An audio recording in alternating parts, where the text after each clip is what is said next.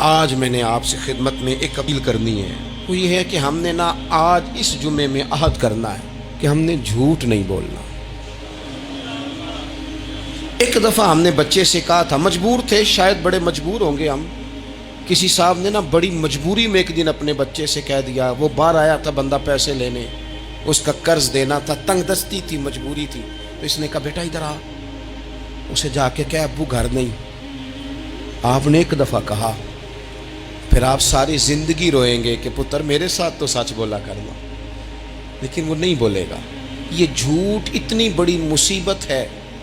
عورت اپنے شوہر سے کہتی ہے پیسے تھوڑے دے دیا کر، جوڑے ایک میں گزارا کر لوں گی، میرے ساتھ سچ تو بولنا، وہ سچ تو بول۔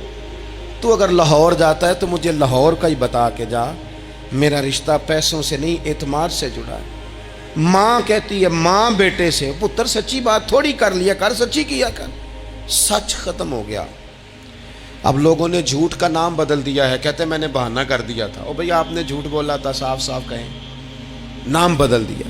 جھوٹ کھا گیا میرے ملک کو، جھوٹ کھا گیا اس ملت کو، جھوٹ نے اس امت کو قریب سے آ کے تھام لیا۔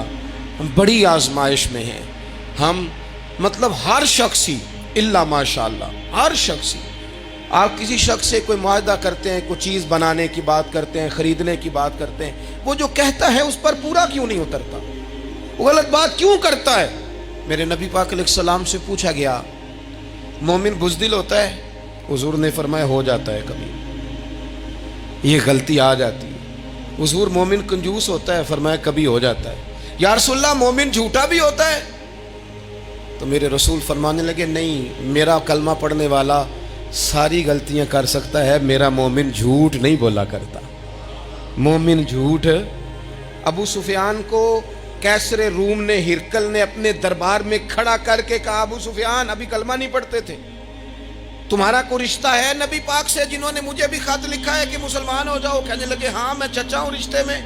کہا وہ کیسے ہیں پیغمبر؟ تو ابو سفیان کہتے ہیں چونکہ میں مخالف تھا، میں نے وہ ساری باتیں کی جو ہم ان کے خلاف کرتے تھے۔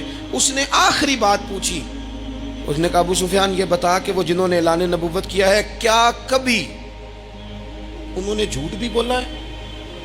ابو سفیان کہتے ہیں کہ ایک منٹ کے لیے میں نے کہا کہہ دوں، مخالفت تھی نا، تو پھر میں نے سوچا یہ تو عرب کی وزاداری کے خلاف ہے، عرب میں سے تو کوئی جھوٹ بولنا پسند ہی نہیں کرتا، اور پھر میں اگر حضور کو معاذ اللہ جادوگر شاعر کہوں گا تو شاید کسی کو ایک منٹ کے لیے متوجہ کر سکوں، اور نبی پاک نے جھوٹ بولا ہے، یہ تو مانے گا ہی کوئی نہیں۔ کہتے ہیں بادشاہ نے پھر زور دے کے کہا سردار بتاتے کیوں نہیں، کیا کبھی انہوں نے جھوٹ بھی بولا ہے؟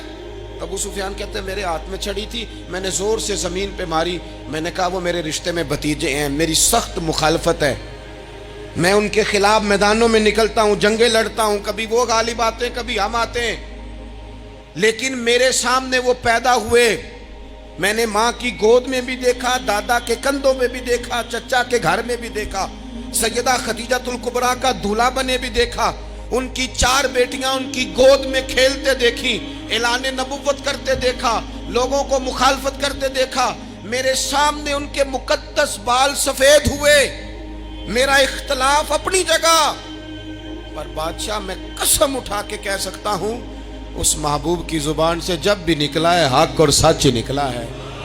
اسیر دشمن کی چاہ میں بھی، وہ مخالفوں کی نگاہ میں بھی امی ہے، صادق ہے، معتبر ہے، میرا پیغمبر عظیم تر ہے، میرا پیغمبر عظیم تر ہے، میرا پیغمبر عظیم تر ہے۔ جھوٹ نہیں کبھی حضور نے بولا۔ کہتے میں نے جواب دیا تو سناٹا چھا گیا سارے دربار میں، کتنے اس نے سوال پوچھے، گھنٹوں بات ہو، سناٹا چھا گیا۔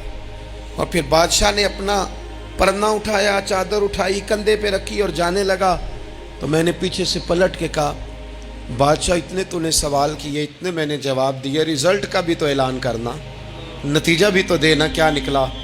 تو کہتے ہیں وہ جا رہا تھا، وہیں کھڑے کھڑے اس نے چہرہ میری طرف پھیرا اور کہنے لگا سردار نتیجہ تو نکل آیا ہے، رزلٹ تو نکل آیا۔ جس بندے نے کبھی بندوں سے جھوٹ نہیں بولا وہ یہ جھوٹ کیوں بولے گا کہ میں اللہ کا رسول بن کے آیا ہوں؟ نتیجہ تو نکل آیا، بات تو کلیئر ہو گئی، اب آگے کیا جانا ہے؟